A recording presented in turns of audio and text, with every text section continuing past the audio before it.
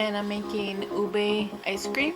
I'm going to be making half a batch, so I'm only going to use half a can of condensed milk, but you can go ahead and use the whole can and then just double up on everything else.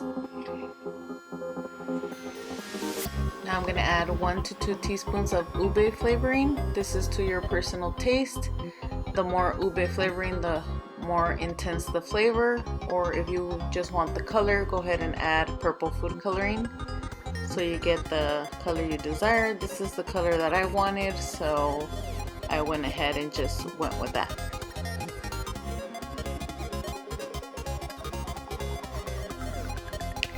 Now in a separate bowl, we're gonna whip our cream, and I'm gonna use 1 cup of heavy whipping cream because I'm making only half a batch. And you want to whip those until you get stiff peaks. Once you do, you're going to go ahead and move on to your next step. I had to switch into a larger bowl, and now I'm going to add my whipped cream in 3 parts, each time folding it in until just combined.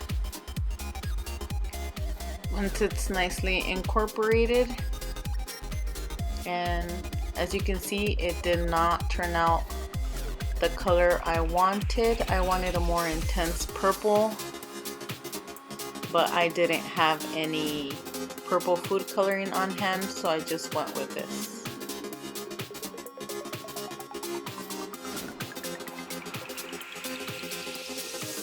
And make sure you don't stir this.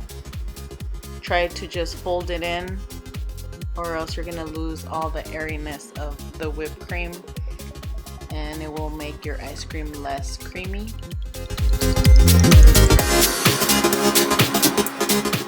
Once you're done folding all of your whipped cream condensed milk mixture thoroughly, go ahead and pour your mixture into like something like this, and then you're gonna cover that with some plastic wrap.